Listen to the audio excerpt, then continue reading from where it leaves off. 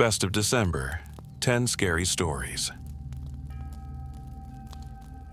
Story number 1, The Shadow of the Lake. In the quiet corners of the countryside, where the trees whispered secrets to the wind and the air held a sorrowful weight, there was a forgotten lake. Its waters were still, as if even nature itself had ceased to move in its presence. It was here, at the edge of this forsaken place, that Eleanor sought refuge. Eleanor had once been the picture of happiness, her heart brimming with love for Samuel, her betrothed. They had planned a life together, a life full of promise. But death had claimed him too soon. The fever had come like a silent thief, taking him in the night, and with him, the light of her world had dimmed. Grief had consumed her, and she could no longer bear the bustle of the world around her. So, she had come to the lake, alone, to weep for him in peace. The lake seemed to offer her comfort, its waters dark and unyielding, mirroring the black void that had swallowed her heart. She sat by its shore for hours each day, staring into the depths, as if the lake might somehow answer the questions she could not bear to ask aloud. The days grew longer, and with each one, the ache in her chest became a part of the landscape, unmovable, eternal.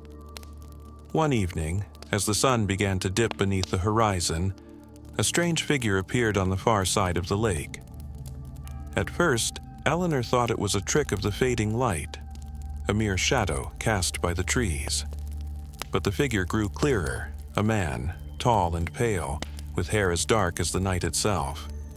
His face was hidden by a shadow, but she knew with a certainty that sent a chill through her who he was. "Samuel," she whispered, though the words were barely a breath. The figure did not respond, but she swore she saw his lips move. "Come to me," his voice called, so faint and broken it barely reached her ears. The voice, the voice, was unmistakable. It was Samuel's. Her heart raced, her breath caught in her throat. The world around her seemed to tilt and spin as she stumbled to her feet, barely aware of her own actions. She ran towards the figure, her feet slipping on the wet earth, her mind a whirl of disbelief and yearning. But as she neared the water's edge, the figure began to fade, as if swallowed by the very lake itself. Eleanor stopped, breathless, staring at the spot where he had stood. There was no sign of him. The lake, calm and indifferent, stretched out before her. The next day she returned, though her heart was heavy with confusion. The grief she had known was nothing compared to the anguish that now twisted inside her. Had she seen him, truly? Or had her mind, broken by loss, conjured his image in the deep silence of the lake's embrace? She could not say. But as the days passed, the figure returned, again and again, each time more distinct, his voice calling her name, soft, aching, familiar. With each appearance, the boundary between the living and the dead blurred further. She would reach out, only to find the figure slipping through her fingers like water, always just out of reach. Eleanor's nights became restless, filled with dreams of the lake, of Samuel, of a life that could never be. Each night she heard his voice calling, louder now, desperate. She had to know, she had to understand. And so, one fateful evening, when the mist hung heavy over the lake like a funeral shroud, Eleanor waded into the water. She did not stop as it rose around her waist, her legs trembling beneath the weight of her desire to be with him, to be reunited with her love. She could hear his voice, clear and certain now, urging her to come closer. "Come to me, Eleanor," he said, his voice low and haunting. "It's where you belong." With a final, trembling step, she plunged into the cold, black waters, her heart pounding in her chest. But as she sank deeper, something cold and slick brushed against her skin. Not the embrace of a lover, but something far worse. Panic surged through her as the water closed over her head. Her eyes darted around in the murky depths, and that was when she saw it. A face, pale and twisted, emerging from the water. It was Samuel, but not Samuel. His eyes were wide with terror, his mouth open in a silent scream. His skin was rotting, his flesh decayed, his body no more than a grotesque shell of the man he had once been. The truth hit her like a sudden wave.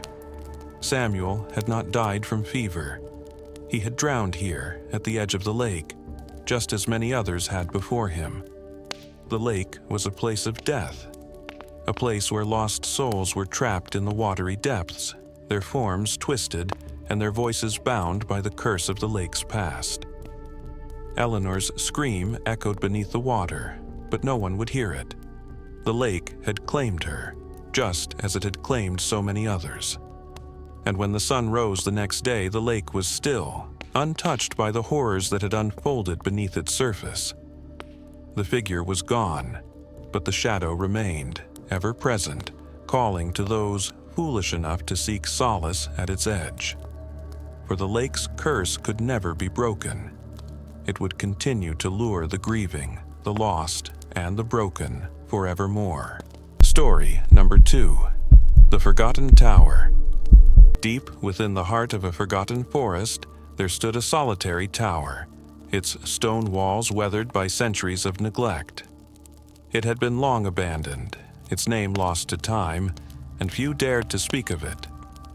The villagers in the nearby hamlet, their eyes wide with old fear, warned against venturing near it. "The tower is cursed," they would whisper, "and those who seek it never return the same." But to Jonathan Rook, a young scholar of great ambition and curiosity, these warnings were mere superstition. His mind was governed by logic, by reason, and by a deep yearning to uncover truths long buried. He had spent years studying an ancient manuscript, a cryptic text that seemed to call to him, its contents unlike anything he had ever encountered. The words spoke of a tower hidden in the woods where knowledge of a forbidden nature was said to be locked away, awaiting a seeker bold enough to find it. As the weeks passed, Jonathan's obsession grew. The more he read, the more his need to discover the secrets of the tower became an insatiable hunger. He could not resist.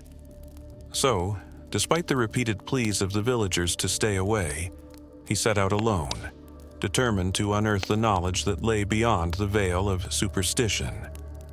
The journey through the woods was treacherous, the path obscured by thick undergrowth and gnarled roots that seemed to twist and curl like the fingers of long-dead things. But Jonathan pressed on, his mind focused only on the tower that awaited him at the end of this strange and unnatural journey. At last, after what felt like hours of wandering, he saw it. A dark silhouette rising through the trees, its form barely visible beneath the canopy of ancient branches. The tower was real, more magnificent and foreboding than he could have imagined. Its stones were slick with moss, and the air around it seemed to hum with an unseen energy, as though the tower itself were alive, breathing in the silence of the forest. Jonathan stood before it, his heart racing with anticipation. He knew that once he entered, there would be no turning back. But the promise of knowledge, the allure of understanding, overpowered any doubt or fear that lingered in his chest. He pushed open the heavy wooden door, its hinges groaning like the whisper of something long dead, and stepped into the tower. The interior was dimly lit by the faint glow of an eerie, otherworldly light that seemed to emanate from the walls themselves. The air was thick, heavy with the scent of damp stone and decay. The stairs spiraled upward in a dizzying ascent, their stone steps worn smooth by the touch of countless feet that had climbed them in ages past. With determination, Jonathan began his ascent. His mind raced with the possibilities of what he might find at the top. Ancient texts, long-forgotten knowledge, perhaps a revelation that would change the very course of history. But as he climbed higher, a strange unease began to settle over him. It was as though the tower itself was watching him, its walls closing in around him with each step.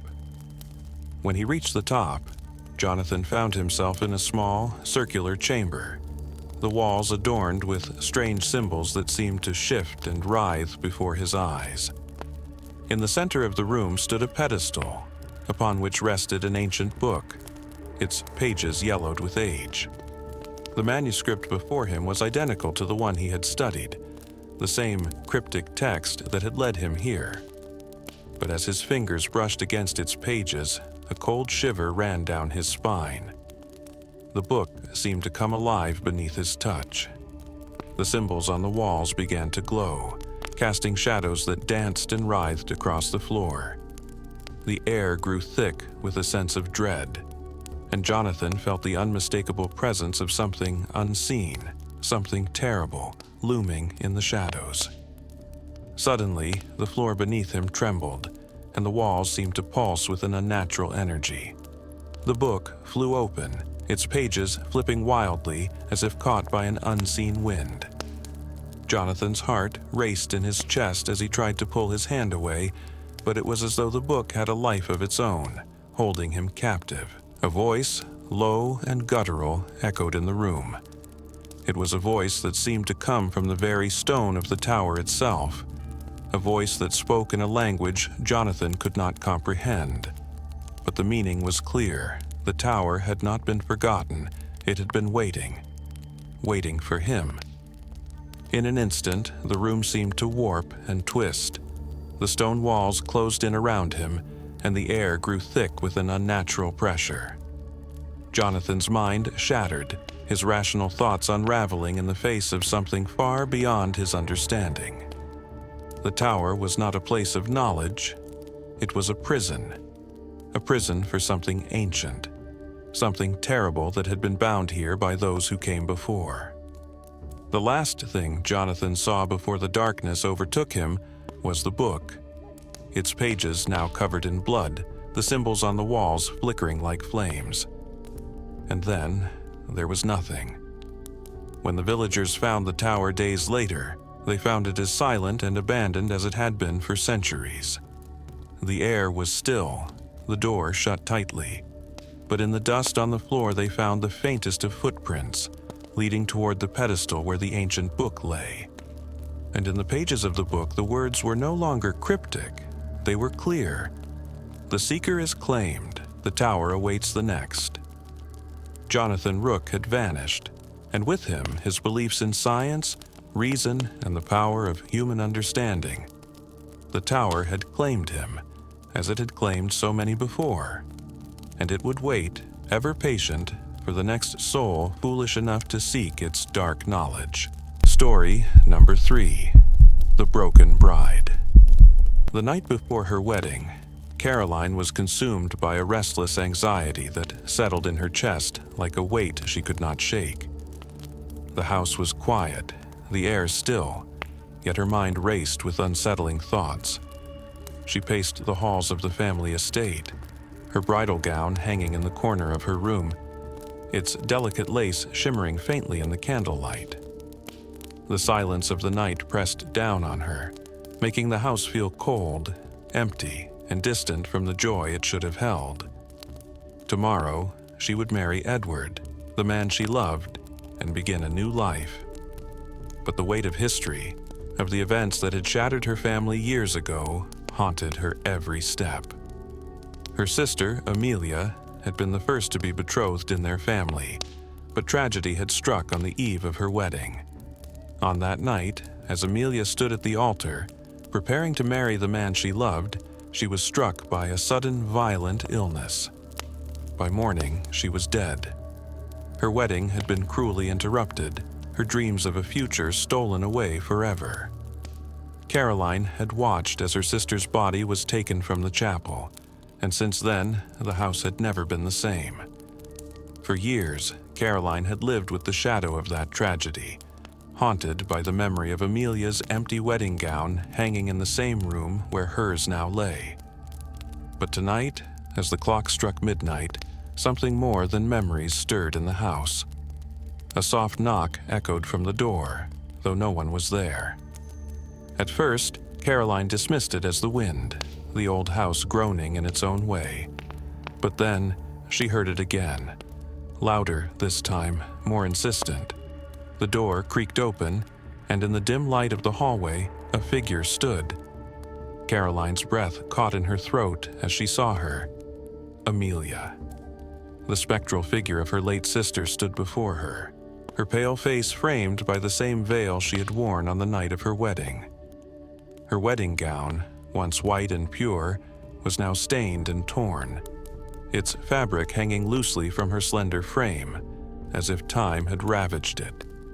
Her eyes, wide with a sorrow that transcended death, met Caroline's with an intensity that sent a chill down her spine. Caroline froze, unable to move or speak. The figure of Amelia stepped forward, her footsteps eerily silent on the wooden floor, her presence so real, so tangible, that Caroline could almost feel the coolness of her ghostly touch. The room seemed to grow colder, the air thick with a suffocating heaviness. "Caroline," Amelia's voice came, faint and trembling. "Do not marry him." The words sent a shock through Caroline's chest. The woman she had once loved and admired, now reduced to a hollow apparition, was warning her against the man she was about to marry. "Amelia," Caroline whispered, her voice trembling. You died on your wedding night. What happened to you?" The specter of her sister slowly turned, her mournful eyes never leaving Caroline's face. "It was no illness that took me," she said, her voice barely a whisper, like a breeze stirring dead leaves. "It was the curse that runs in our bloodline." Caroline's heart pounded in her chest. The curse? What was Amelia talking about? The stories her mother had told her, the strange events that had plagued their family for generations, suddenly rushed back to her mind. Amelia's form flickered, as if she were a reflection in a cracked mirror. "You must listen, Caroline. The man you are about to marry, he is tied to the same fate that claimed me. His love is a trap. He is not what he seems." Terror seized Caroline as the room grew darker, the flickering candles casting long, distorted shadows. She reached out to touch her sister's hand, but it passed through her as though she were nothing more than mist. "You were meant to be the next," Amelia's voice echoed, her tone a warning, a plea. "But there is time. There is still time to stop it." Before Caroline could speak, Amelia's figure began to fade, her form dissolving like smoke in the air. "Do not marry him," her sister's voice echoed, growing fainter with each passing second. The room was still again, the silence almost deafening. Caroline stood there, breathless, her mind spinning. What had just happened? Had she truly seen her sister's ghost? Was the curse real? Her eyes fell on the mirror across the room, and for the first time she noticed the small, faded inscription etched into its frame. She stepped closer, her hands trembling as she traced the words with her fingertips. "Love binds, love kills." A sudden, terrifying realization swept over her. The curse her sister spoke of was not merely a figment of superstition, it was a warning. Caroline's blood ran cold as she thought of Edward. She had always trusted him, believed in his love. But now, in the quiet of that room, she wondered if she had been blind to the dark forces that had always surrounded her family. As the night wore on, Caroline could not sleep. She paced the room, her thoughts racing. She had been so eager to begin a new chapter, to escape the shadow of her sister's death. But now, that shadow seemed to hang over her once more, darker and more suffocating than ever. By morning, Caroline knew what she had to do. She could not marry Edward, not after what she had seen, not after the warning from Amelia. But when she went to the chapel to cancel the ceremony, she found that it was too late. Edward was already waiting at the altar, and standing beside him, in a beautiful white gown, was a woman. Familiar, yet not quite. Caroline's breath caught as she realized who it was. Her sister, Amelia, stood at the altar, her face pale, her eyes hollow, her smile twisted into something sinister. The curse had claimed her sister's soul, but now it sought Caroline's as well. The bell tolled, and the wedding began. And as Caroline stepped forward to meet her fate, the shadow of the broken bride watched from the corners of the chapel, waiting. Story number 4. The Silent Witness. The village of Hawthorne was a place where the sun seldom seemed to shine through the heavy clouds that perpetually loomed overhead. The air always felt thick, like the village itself was caught in some long-forgotten past. The houses were small and worn, their windows like eyes that had witnessed too much. A silence hung over the village, a silence that seemed to seep into the very ground, leaving its residents to live in quiet routines. Thomas Gray was not from Hawthorne. He had come to the village a few weeks prior, driven by a desire for solitude after the death of his father. The loss had left a hollow space inside him, one that he thought he could fill by seeking peace in a remote place, away from the noise of the city and the constant reminders of his sorrow. The villagers spoke little to him. They were a quiet, closed-off people, wary of strangers, but they did not seem to mind his presence. He spent his days wandering the surrounding woods, and sometimes he would visit the old chapel at the edge of the village, its rotting timbers and crumbling stone walls a quiet testament to a time long gone. One day, on a walk through the forest, Thomas found himself drawn towards something he hadn't noticed before: the silhouette of a large, crumbling mansion in the distance. It stood on a hill, its broken windows and sagging roof barely visible through the thick trees. There was something about it, an inexplicable pull that made him approach. It wasn't the mansion that called to him, but the darkness that seemed to emanate from it, like a whisper on the wind. Thomas could not explain why, but he felt a compulsion to investigate. He had heard stories of the mansion from the villagers, but their words were always vague, filled with an uncomfortable silence. It was a place they avoided, a place spoken of in hushed tones. But Thomas, undeterred, made his way toward it. As he drew closer, he noticed the shattered remains of the mansion's once grand gates, now hanging loosely from rusted hinges. The estate was overgrown with ivy and thorns, as if nature itself had been trying to reclaim what had been abandoned. The house loomed like a forgotten memory, its walls cracked and its stone steps uneven. Yet, despite its dilapidation, there was an eerie, almost tragic beauty about it, as though the mansion had once been something magnificent, only to be left to rot in the hands of time. Inside, the air was stale, thick with dust and the smell of decay. The wooden floorboards creaked underfoot as Thomas ventured deeper into the house, his heart beating faster with each step. The mansion seemed to whisper to him, its silence louder than any noise. As he moved through the abandoned halls, he felt a strange sense of being watched, a cold sensation creeping up his spine. The mansion, once grand, now felt like a mausoleum. Each room seemed to tell a story, though none of them could speak. The walls were lined with faded portraits, their eyes staring out at him with a haunting familiarity, as though they knew something he didn't. But it wasn't the portraits that captivated him. It was the broken furniture, the remnants of a life once lived, scattered across the rooms like forgotten fragments of a tragedy. In the farthest corner of the house, Thomas found a dusty, weathered journal. Its leather cover was cracked, but it was still intact. He opened it, the pages yellowed and brittle with age. The journal belonged to a man named Elias Hawthorne, the patriarch of the family that had once lived in the mansion. As Thomas read, he learned of the family's tragic history. Elias Hawthorne had been a man of ambition, a man who sought to elevate his family beyond the constraints of their humble village. He had spent years building the mansion, pouring his wealth and his heart into it, hoping that it would serve as a legacy to his family's name. But as the years went by, tragedy befell the Hawthornes. Elias's wife, Margaret, fell ill and died under mysterious circumstances. Then, one by one, his children vanished without a trace. The journal spoke of grief, of unanswered questions, of the desperate search for answers.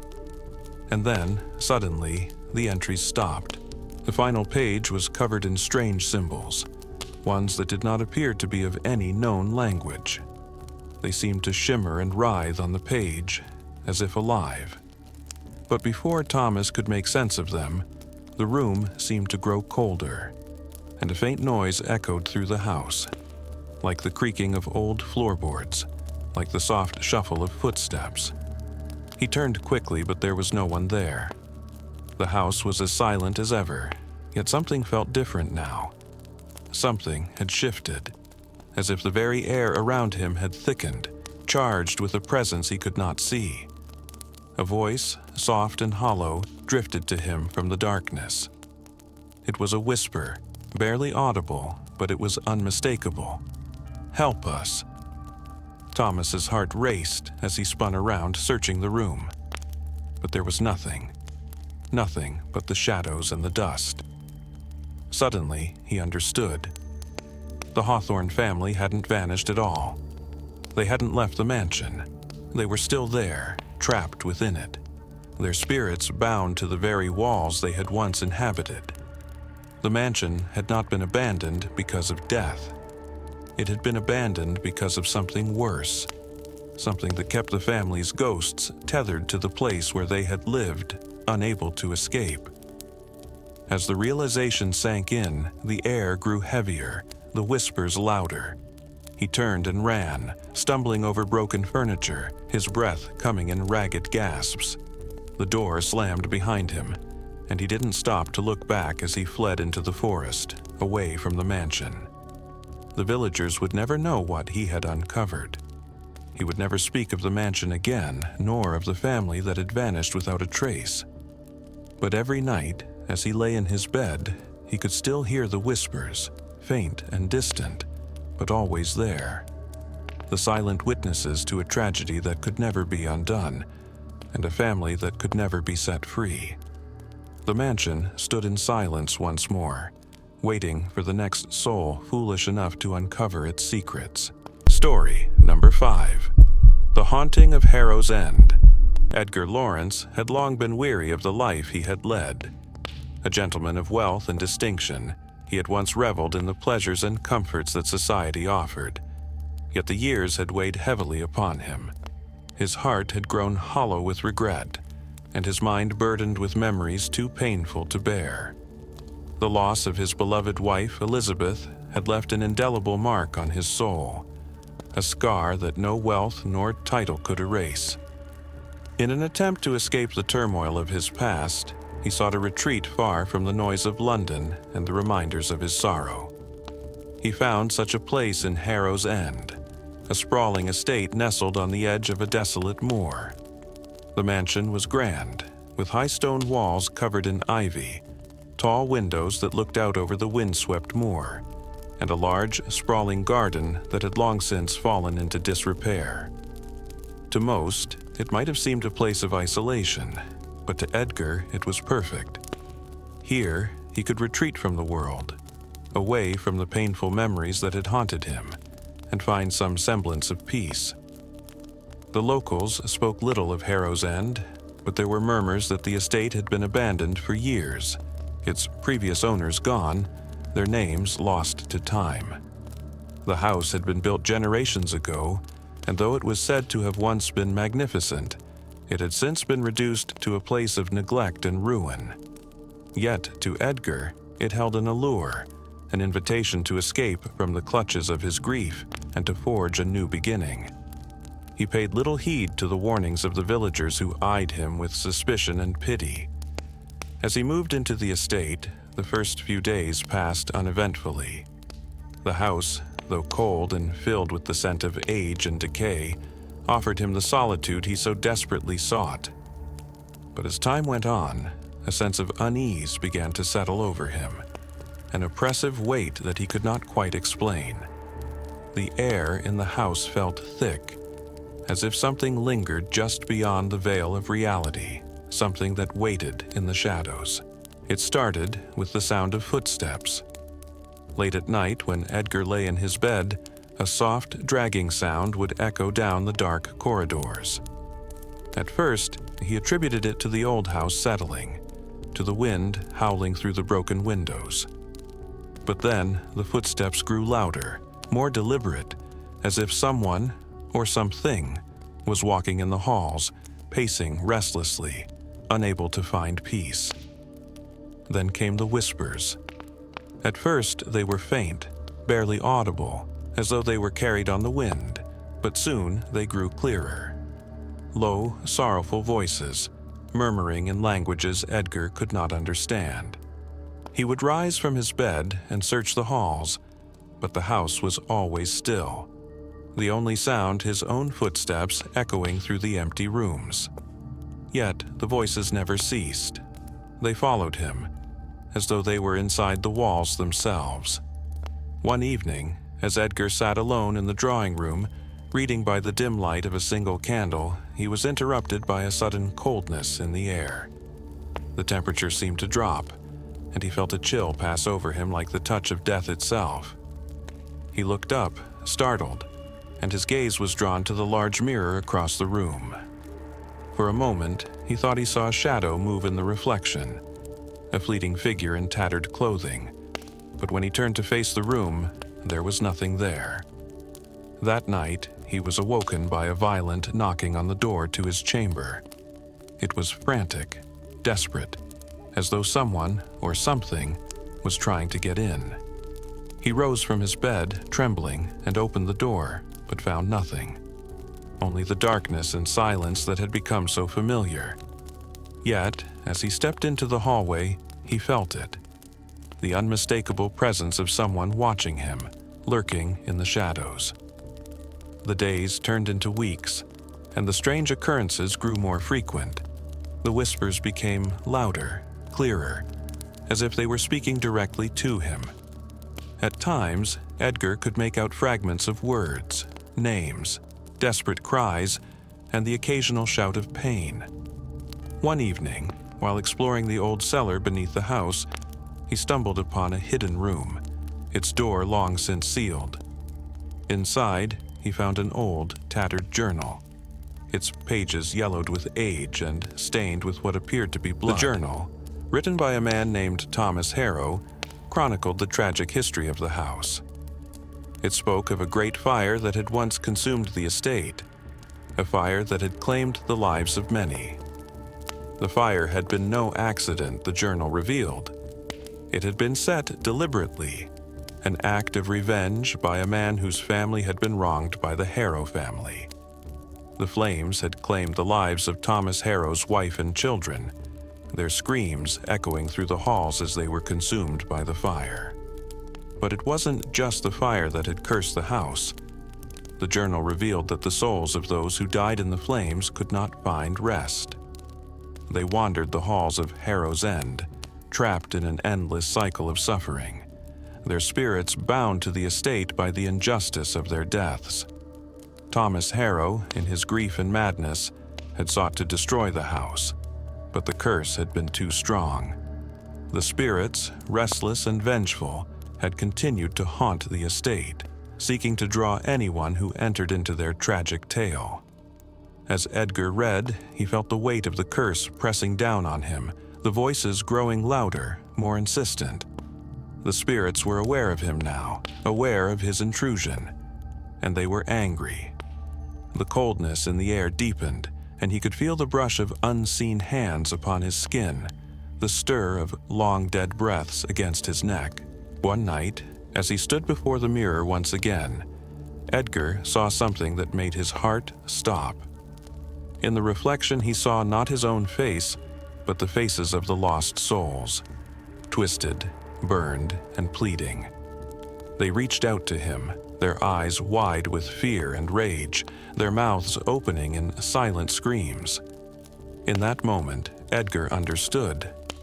The house had not been abandoned by its previous owners. They had never left. The spirits of those who died in the fire still wandered the halls of Harrow's End, and now they had claimed him as their own. The curse had drawn him here, just as it had drawn so many before him, and it would not let him go. The mansion stood silent, its secrets hidden deep within its walls, waiting for the next soul to come and witness the horrors of the past. And Edgar, trapped within its cursed embrace, could only watch as the spirits of Harrow's End continued their endless torment, their silent screams echoing through the empty halls for all eternity. Story number 6, The Chimney Sweep's Tale. Edwin Cattermole was once a man whose heart was light and whose steps were carefree. He had known no sorrow, no grief in the years of his youth, for his work as a chimney sweep had been the simple, honest labor of one who lived without complications. He climbed rooftops, cleaned chimneys, and moved through the bustling streets of the city without a care, his soot-streaked hands a testament to the daily grind that defined his life. But one house, a house he had worked in long ago, had been the beginning of a change in him. A change he could not shake, no matter how far he ran from it. The house had been a grand, ancient manor on the outskirts of town, a place forgotten by most but still standing tall, its darkened windows staring into the empty night like the eyes of a long-dead creature. The owner, a reclusive gentleman with a face that never seemed to smile, had hired Edwin to sweep the chimneys that twisted through the thick stone walls of the house. At the time, Edwin had thought nothing of it. It was merely another job, one of many he had done in his years as a sweep. But the moment he set foot inside that house, he felt something was wrong. The air in the hallways was thick with a dampness that made the walls seem to close in on him. The floors creaked unnaturally, as if they were groaning under the weight of something far heavier than time. There was a stillness in the house that no living thing could disturb, a silence so deep it echoed in his ears. And then there was the smell, faint but unmistakable, a smell like something long forgotten, buried deep beneath the house itself. The work went on, and Edwin went about his task, cleaning the chimneys one after another. But as the days passed, strange things began to happen. In the dead of night, he would hear whispers that seemed to come from the walls themselves, soft voices speaking in languages he could not understand. And sometimes, when he worked near the hearths, he would catch glimpses of movement in the corners of his vision, shadowy figures, barely there, yet always watching him. He tried to ignore it, telling himself it was merely the flicker of his imagination, the result of long days spent in a damp, dark place. Then, one evening, as he worked in the deepest part of the house, in a chimney that twisted and turned like the very throat of the earth, Edwin found something that should not have been there. Behind a loose brick in the wall, hidden away from the world, he discovered a small, blackened box. Inside, there was a scrap of old parchment, brittle and yellowed with age. The writing on it was scrawled in a hurried, frantic hand, and it spoke of a terrible curse, of a presence that dwelled within the walls of the house, a presence that sought to claim the soul of anyone who dared enter. Edwin had no time to read more. A sharp, cold wind swept through the chimney, and the house seemed to groan and shudder around him. He dropped the box, his hands trembling, and fled the house in a rush, never to return. But the memory of that house never left him. For years, Edwin tried to push the images of the place from his mind, but every night he was plagued by vivid dreams. Dreams of the house, of the shadows that moved within its walls, and of the sinister presence that lurked just beyond his reach. He could see it. the dark figure that waited for him in the corners of the rooms, its eyes glowing with a cold, unnatural light. He heard its whispers, low and rasping, calling him by name, beckoning him to return. The dreams grew worse with each passing night. Edwin's once carefree nature began to wither. He no longer worked as he once had, his mind consumed by the fear that the house had not merely haunted him, it had claimed him, its grip tightening with every breath he took. He had to know the truth. He had to return. And so, one fateful night, after years of torment, Edwin found himself standing at the gates of the manor once more. The house stood there, looming in the darkness, its windows like the hollow eyes of a long-dead beast. The air was thick with a sense of impending doom, and the wind howled through the empty trees like the cries of the lost. He entered the house, each step feeling heavier than the last, his heart pounding in his chest. The whispers were louder now, not just in his dreams, but in his waking mind. They seemed to rise from the very foundation of the house, as though the walls themselves were alive with a hunger that would not be satisfied. The temperature in the house dropped as he moved through the hallways, and the shadows seemed to grow longer, more oppressive. The house was watching him, waiting. Edwin found his way to the chimney where he had discovered the box so many years ago. It was still there, the brick loose and the hidden space behind it dark and untouched. With trembling hands, he reached into the wall and pulled out the box once more. This time, he read the parchment fully, his eyes scanning the frantic writing. The curse, it seemed, was not only the work of a malevolent force but of a pact made long ago, one that had bound the souls of those who had lived and died in the house to its walls. And that same force had claimed Edwin's soul the moment he had first stepped foot in the house. The shadows in the room seemed to pulse, the air thickening around him. From the depths of the house, the presence stirred. It was time. Edwin ran, but the house was no longer the quiet, dilapidated place it had once been. The walls closed in around him, the shadows pressing forward like hands, grabbing, pulling. His footsteps echoed in the halls as the house itself seemed to chase him, its breath cold and ancient. He tried to escape, but there was no escape. The house had claimed him, just as it had claimed all who had dared to enter before him. And as the darkness consumed him, Edwin knew that he had become one of the house's victims, his soul bound to its cursed walls forever. The house stood silent once more, waiting for the next soul to wander too close, to discover its terrible secret, and to become one with the shadows that had never left.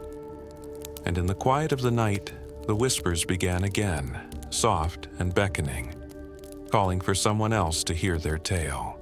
Story number 7. The Clockmaker's Curse. In a remote village, nestled among mist-covered hills, there lived a man known only as Elias Thorne, a clockmaker whose skills were whispered about far and wide. His reputation stretched beyond the boundaries of his small, lonely workshop, where the sound of ticking clocks filled the air like the heartbeat of the world itself. Elias was a man of few words and even fewer friends. His life was one of solitary dedication to his craft, a life governed by precision, patience, and an obsession that grew darker with each passing year. One winter, when the snow lay thick upon the earth and the wind howled like a lost spirit, Elias embarked upon a project that consumed him entirely. He set his sights on crafting a timepiece unlike any the world had ever seen. A clock so magnificent, so intricate, that it could bend the very fabric of time itself. It was said that this clock, once completed, would not merely measure the passage of time, but could alter it, controlling fate with its ticking hands. Elias poured all his knowledge, all his skill, into the creation of the clock, carving gears and springs with the precision of a surgeon, his fingers trembling with an unspoken anticipation. Years passed, and the clock grew. Its face was made of polished silver, its hands of gleaming gold. The intricate designs that decorated its casing seemed almost alive, as if the clock itself were a creature of another world, waiting to reveal its terrible power. But Elias knew that the creation of such a timepiece came at a cost that only he understood. He had seen the ancient books, read the forbidden texts, and learned the curse that accompanied the clock. No mere mortal could control time without suffering the consequences. The clock would take from those who dared to wield it, drawing their lives into its gears, consuming them piece by piece. And so Elias, in his isolation, locked the clock away in the deepest corner of his workshop, away from prying eyes, away from the world that might seek it. But as time passed, the clock's dark allure proved too powerful. One fateful day, a traveler passed through the village, a man of curious nature and restless spirit. This traveler, having heard of the clockmaker's skill, sought Elias out, hoping to purchase one of his creations. The traveler, whose name was Vincent, found Elias's shop at the edge of the village, the old wooden door creaking as he entered. The moment he crossed the threshold, a strange feeling overtook him. The air seemed heavy, as if the very walls of the shop were filled with secrets. Vincent's eyes were immediately drawn to a dark corner of the room, where a cloth-covered object sat upon a pedestal. It was the clock, though Vincent did not know it yet. Elias greeted him with a curt nod, his eyes wary, though Vincent could sense something in the man's gaze. A kind of fear, as if Elias were guarding something more precious than mere clocks. "I seek a fine timepiece," Vincent said, his voice betraying his eagerness. "One that will mark the passing of time with both beauty and precision." Elias eyed him for a long moment, as though weighing something in his mind. Then, without a word, he moved to the corner and lifted the cloth from the pedestal. There, in all its glory, stood the magnificent clock. Its face gleamed in the dim light, and its hands ticked with an almost imperceptible sound, as though it were alive, waiting. "This is my greatest creation," Elias said softly. "It is like no other clock you have ever seen. But I must warn you, its power is not something to be taken lightly. It controls not only time, but the fate of those who possess it." Vincent, though intrigued, dismissed the warning as the ramblings of an old man. He was a man of science, of logic, and the idea of a clock holding such power seemed more fantastical than real. The price Elias asked for the clock was steep, but Vincent, driven by a desire to possess something unique, agreed without hesitation. What happened next, he could not have foreseen. In the weeks that followed, Vincent found that the clock's power was indeed as great as Elias had claimed. It began subtly at first. He would notice small changes in the events around him. A moment of hesitation before a decision would lead to a better outcome. A delayed train would result in meeting a long-lost friend. Time seemed to bend to his will, and the feeling of control, of being able to shape his destiny, filled him with exhilaration. But soon, the true cost of the clock became apparent. The first sign came when a close companion of Vincent's, a man named Thomas, fell ill after an accident. Vincent, feeling a strange, irresistible urge, set the clock's hands back to the moment before the accident occurred. He watched as the scene unfolded again, but this time Thomas avoided injury. At first, Vincent was pleased. He had changed fate, had saved his friend. But as the days passed, Thomas's health deteriorated further, and Vincent realized with horror that the more he altered time, the more the lives of those around him seemed to unravel. It was not long before Vincent began to notice that his own health was suffering as well. He became pale, weak, as though the clock was draining the very essence of his being. The once beautiful timepiece seemed to have a malevolent presence, its ticking louder and more insistent, as if it were mocking him for his attempts to control it. Soon, the changes became impossible to ignore.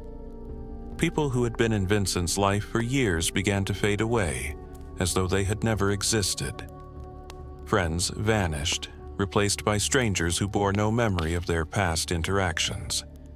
His wealth, once a symbol of his success, began to wither, as though it were all being swept away by an invisible force.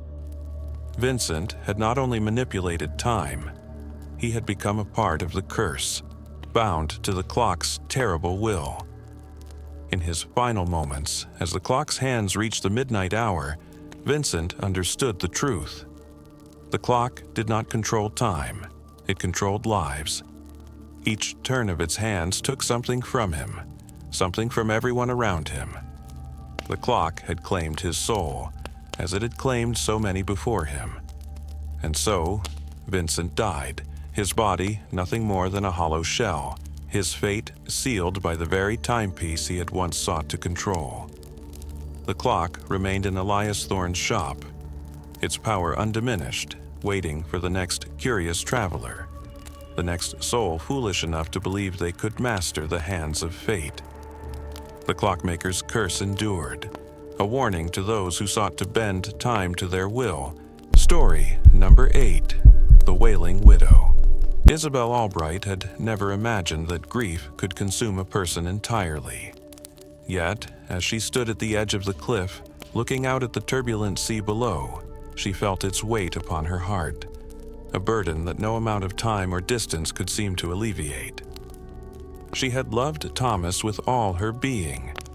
He had been her world, her light. But now he was gone, taken from her in the most cruel and sudden way. The shipwreck had occurred on a night as calm as any other, but the storm that had risen from the sea, fierce and unforgiving, had stolen him from her. In a flash, the man she had promised to spend her life with was gone, drowned beneath the waves, his body never recovered. The days that followed were filled with an unbearable silence, a hollow emptiness that left her feeling as though she were adrift, lost in the same storm that had claimed him. Unable to bear the constant reminders of her sorrow, Isabel sought a place far away from the bustling city, where the memories of Thomas could not haunt her every step. She chose a secluded home by the sea, far from civilization, hoping the endless horizon and the sound of the waves would quiet her mind. The house was small and weathered, perched precariously on a cliff where the wind howled and the sea crashed relentlessly against the rocks below. It seemed like the perfect place to retreat into herself, to find some semblance of peace. The first few days were quiet. Isabel wandered the empty rooms, her footsteps echoing in the stillness. She spent hours staring out at the vast expanse of water, feeling the cool breeze on her skin and allowing her grief to wash over her. But it was not long before she began to hear it. At first, it was a faint sound, like the rustling of the wind, carrying a cry that she could not place. It seemed to come from the cliffs, from the direction of the sea. She would hear it most often in the dead of night, when the wind howled louder and the moon hung like a pale ghost in the sky. A wailing cry, long and mournful, seemed to call to her across the waves. Isabel tried to ignore it, attributing the sound to the wind or the cries of seagulls. But the more she heard it, the more she felt an unease creeping into her heart. There was something so human about the cry, so filled with sorrow, that it chilled her to the bone. She could not escape it, no matter where she went in the house. It followed her, this wailing growing louder each day like a constant reminder of the void that had opened up in her life.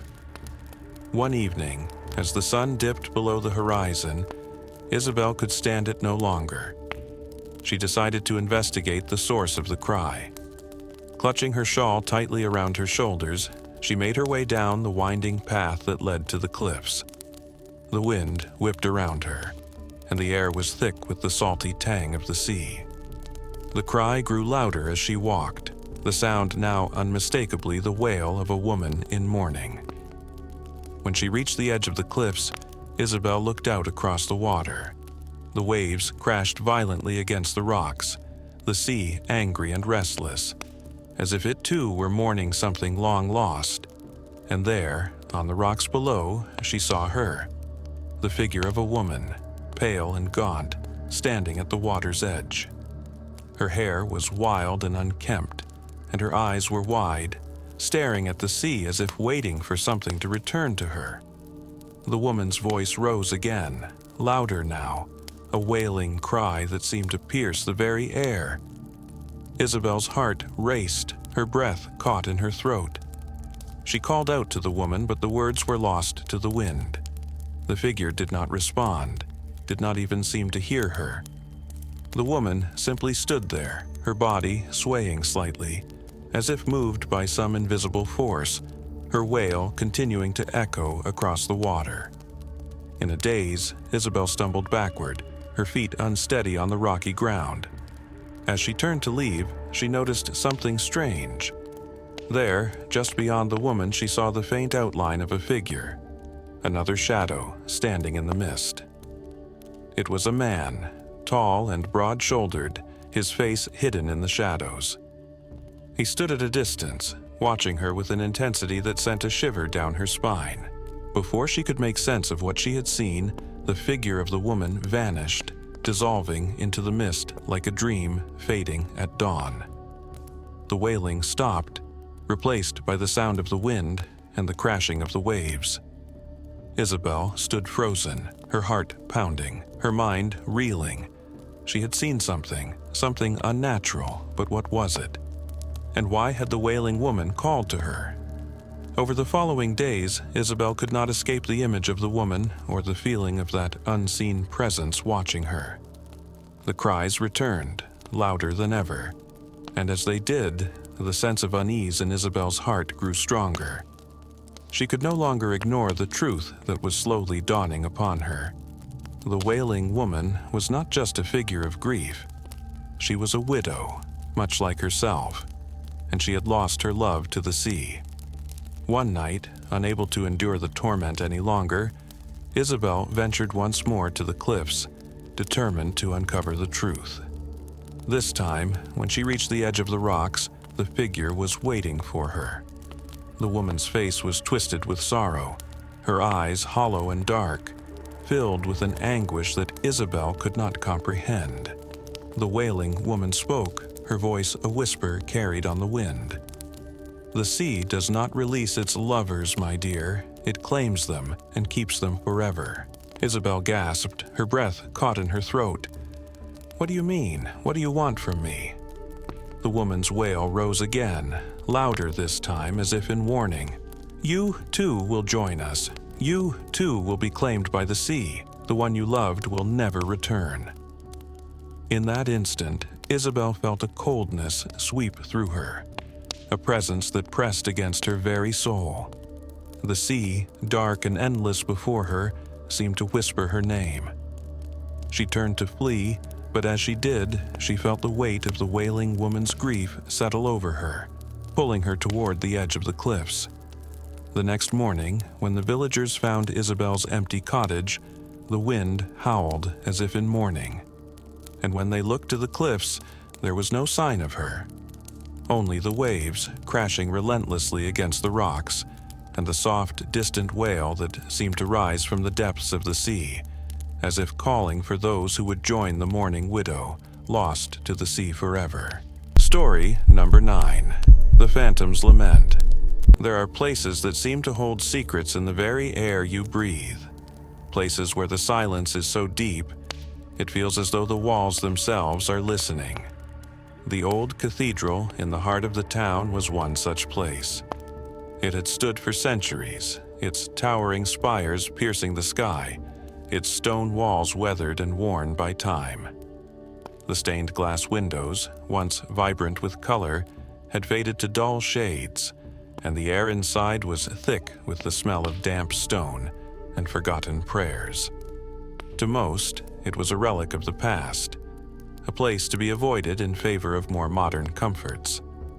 But for a young poet named Adrian, it was the perfect sanctuary, a place where inspiration could be found, where his words could take flight in the quiet solitude. Adrian had come to the cathedral seeking solace from his troubled mind, hoping that the vast emptiness of the place would allow him to hear his own thoughts clearly. He had been struggling with his poetry, unable to capture the depth of the emotions he wished to convey. In the stillness of the cathedral, with its high arched ceilings and dark corners, he hoped to find the spark of creativity that had eluded him. The first few days were peaceful. Adrian would sit in the pews, his notebook open before him, trying to capture the quiet beauty of the cathedral, its timeless grandeur. But as the nights grew darker, strange things began to happen. At first, it was nothing more than an eerie sense of unease, a feeling that something was watching him, hidden in the shadows. The silence of the cathedral seemed to press in on him, suffocating, until he could hardly breathe. But then, on the third night, he heard it. A soft, haunting melody that seemed to drift down from the upper reaches of the cathedral, from the bell tower. At first, Adrian thought it was merely the wind, perhaps carrying the sound of an instrument played in some far-off place. But as the melody lingered, becoming clearer with each passing note, he knew it was something more. It was a song, but not one that could be explained by earthly means. The music was mournful, full of longing and sorrow, and it seemed to echo through the vastness of the cathedral, as though it were trapped in the very walls, unable to escape. Driven by curiosity and a sense of dread, Adrian decided to follow the sound. He ascended the creaking stairs to the bell tower, each step feeling heavier than the last, as if the air itself was thickening with the weight of what awaited him. As he reached the top, the source of the music became clear. There, standing in the corner of the tower, was a figure. A man, or perhaps something that had once been a man. His back was turned, and his head was bowed, his long hair falling over his face as he played a melody on a violin, the bow moving with a delicate grace, despite the anguish that seemed to seep from every note. The figure was shrouded in a dim, otherworldly light, as though he were made of the very shadows that clung to the corners of the room. His features were pale, almost translucent, and his form seemed to flicker in and out of focus, like a ghost caught between this world and the next. The music he played was so beautiful, so haunting, that Adrian felt a chill run down his spine. But it was the sadness in the music that truly unsettled him. It was as if the violin was weeping, the notes a lament for something lost, something irretrievable. Unable to look away, Adrian stepped closer, his breath catching in his throat. The figure's playing stopped suddenly and he turned to face Adrian, his eyes filled with a profound sorrow. They were not the eyes of a man, but of something ancient, something beyond the realm of the living. The figure's voice was a soft whisper, almost drowned out by the echoing silence of the cathedral. "You hear it too, don't you?" he asked, his voice carrying a weight of deep, untold grief. "The song of my torment, the cry of a soul that cannot be freed." Adrian could barely speak, his voice caught in his throat. He nodded, his mind racing with questions. "I am the one who has been forgotten," the figure continued, his gaze distant as though he were lost in memories long past. "Once I was an angel, one who fell, cast down from the heavens for a sin I cannot even remember. I was bound here, within these walls, trapped by the very music I play. My soul cannot leave, cannot rest, for I am both the prisoner and the prison. And so, I play, for eternity, the melody of my sorrow." The figure's hands trembled as he resumed playing, the haunting melody rising once more, filling the bell tower with its mournful sound. Adrian, unable to tear his gaze away, felt the weight of the figure's words settle over him like a shroud. The music, so beautiful and tragic, seemed to tear at the very fabric of his soul, as if the sorrow of the fallen angel were being poured into him, filling him with a grief he could not comprehend. As the music played, Adrian began to see flashes, brief images that danced at the edges of his vision. Images of a time long past, of a radiant being, once bright and full of purpose, now cast into darkness, bound to the cathedral by an ancient curse. The fallen angel's face was one of sorrow, yes, but also of regret, as if the weight of 1,000 lifetimes of pain had finally driven him to madness.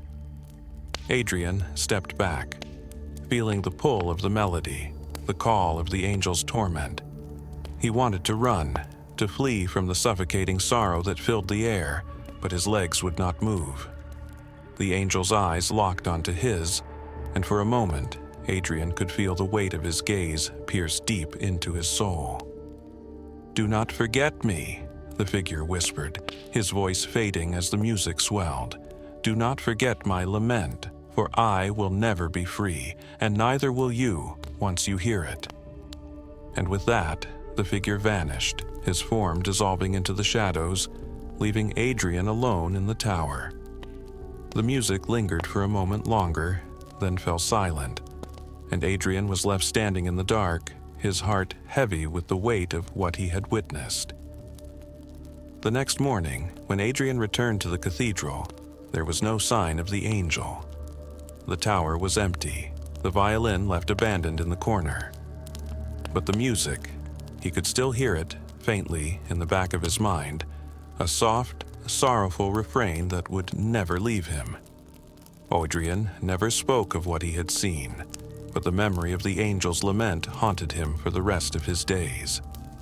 The poem he wrote that day was not one of beauty or inspiration, but of despair, a testament to the tragedy of a soul, lost and forever bound to the walls of an ancient cathedral, playing a melody that could never be heard again by another living being. Story number 10. The Fallen Star.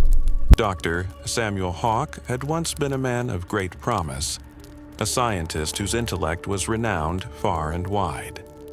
He was driven by a thirst for knowledge, an unrelenting pursuit of understanding the universe's deepest mysteries. He believed that through reason, science, and the power of the mind, mankind could transcend its earthly limitations.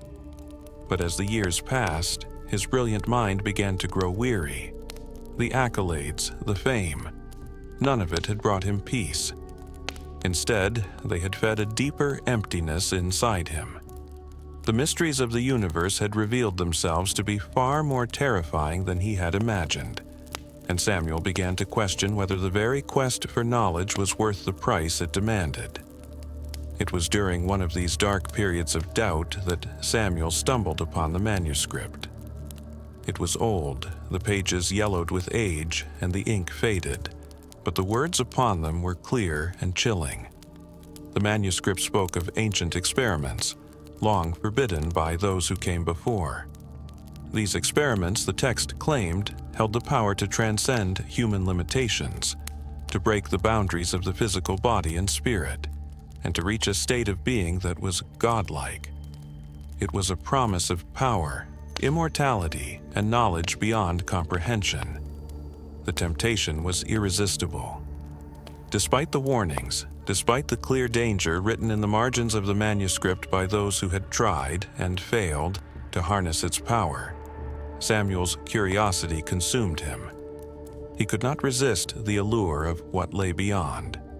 To know what others had not dared to know, to grasp the very fabric of existence itself. This was the ultimate prize, the one thing that had always eluded him. It was not just knowledge that he sought, but control. Control over his own fate, control over the world around him. So, Samuel began his work. He locked himself away in his laboratory, a secluded room at the back of his house, where the only sounds were the scratching of his pen and the ticking of the clock. The walls were lined with books and strange instruments, things he had collected over the years in his relentless pursuit of knowledge. But now, all of these were forgotten. The manuscript was his guide, and he followed its instructions with an intensity that bordered on madness. The text spoke of a ritual, a complex series of steps that would open a portal to another realm, a realm beyond the material world. Samuel spent months preparing, gathering the materials listed in the manuscript, performing the necessary rites, and building the machinery that would serve as the gateway.